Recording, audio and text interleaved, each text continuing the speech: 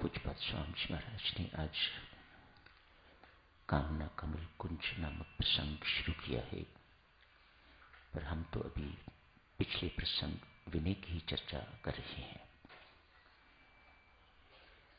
परमात्मा हमेशा विनम्र को चुनता है। विनय के प्रसंग में आपने देखा था दीनता की प्रधानता है। क्यों? परमात्मा दैन्य को बहुत पसंद है। परमात्मा को दीनता, विनम्रता बहुत पसंद है। बाइबल में साधुओं वर्णन आता है, सुई के छिद्र में से ऊंट निकलना संभव तो नहीं, लेकिन निकल जाए। घमंडी अभिमानी को कभी राम दरबार में प्रवेश नहीं मिलता, कभी नहीं मिल सकता, यह संभव नहीं। सुई के छिद्र में से ऊंट निकल जाना तो संभव है, लेकिन परमात्मा के दरबार में किसी घमंडी को, किसी अभिमानी को प्रवेश मिल जाए, ये संभव नहीं है।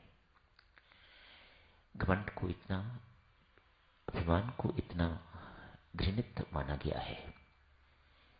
साधक में लेश मात्र भी नहीं होना चाहिए। परमेश्वर तो विनम्र हृदय में ही प्रकट होता है।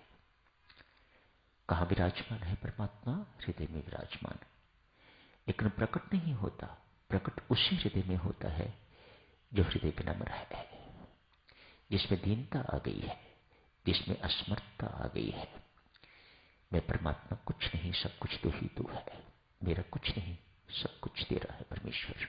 तेरे सहारे जी रहा हूं। जिसे परमात्मा के अतिरिक्त दूसरा कोई सहारा नहीं महसूस होता, वह परमात्मा के सहारे को पाता है। परमात्मा ऐसे हृदय में प्रकट हुआ करते हैं। उन्होंने दुर्योधन का हृदय नहीं चुना, उन्होंने दुशासन का हृदय नहीं चुना, कंस का हृदय, शिशुपाल का हृदय नहीं चुना। परमात्मा ने प्रकट होने के लिए सुदामा का चुना है, विदुर का चुना है। जिन हृदयों में दीनता आ गई, विनम्रता आ गई, उस हृदय में परमात्मा प्रकट होते हैं। अतएव साधक जनों, प्रत्येक साधक का, प्रत्येक साधना का लक्ष्य ही है कि हमारा घमंड जो है वह चकनाचूर होना चाहिए। ये हमारे भीतर नहीं रहना चाहिए। आज एक साधक, बड़े सरल से साधक, सच्चे सुच्चे साधक किसी संत महात्मा के दर्शनार्थ गए हैं। जाके उन्हें चरण वंदना की, दंडवत प्रणाम किया, उनके निकट बैठ गए हैं,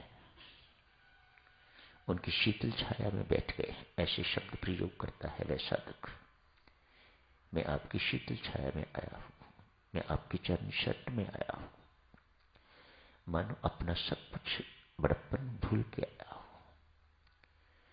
मैं आपका दास, आपके दासों का दास बन के आपके द्वार पर आया हूं। ये शब्द सच्चे हृदय से निकल रहे शब्द हैं। ये ऊपरी नहीं, पढ़े लिखे शब्द नहीं, किताबी शब्द नहीं, ये अंदर के उद्गार हैं। ऐसे शब्द लेके तो वो बैठ गया है। हाथ जोड़ के कहता है, चरण पकड़ के कहता है, महाराज मैं कोई पढ़ा लिखा नहीं हूं, अशिक्षित समझिएगा। अध्यात्म में अबोध हूं हर प्रकार से। मुझे नहीं पता मुझे क्या चाहिए, मुझे ये भी नहीं पता आप मुझे क्या देना चाहते हैं। स्वयं असमर्थ हूं, आप सर्वसमर्थ हैं, इसीलिए आपके द्वार पर दस्तक किया है। मेरी कोई जिज्ञासा नहीं, मुझे पता ही नहीं मुझे क्या चाहिए, मैं क्या जिज्ञासा करूं। मेरी अपनी कोई जिज्ञासा नहीं, मेरा अपना कोई प्रश्न नहीं, मेरी अपनी कोई समस्या नहीं जिसका मैं समाधान आपसे चाहूं। बस आप जो देना चाहें, मेरी झोली खाली है, उसमें डाल दीजिएगा। कैसे सुंदर शब्द है। सच, मेरी झोली खाली है, जो आप देना चाहें, जो आप कहना चाहें, मेहरबानी करके मुझे दे दीजिएगा, कह दीजिएगा। वार्तालाप बंद हो गया। साधक चुपचाप वहां बैठ गया है। महात्मा को भी कोई पात्र मिल गया। कुपात्रों से तो संसार भरा पड़ा है। आज पात्र मिल गया, सुपात्र मिल गया। महात्मा भी चुप हो गए, दोनों चुप्पी धारण किए हुए हैं। शिष्य लोग बैठे हुए हैं महात्मा के पास, और भी ये तो नए व्यक्ति है। कुछ देर के बाद, चुप्पी के बाद, साधक की आंखों से, उस साधक की जिसने ये बातचीत की है, बाकी साधकों की आंखों में नहीं, इस साधक की आंखों से आंसू बहने शुरू हो गए।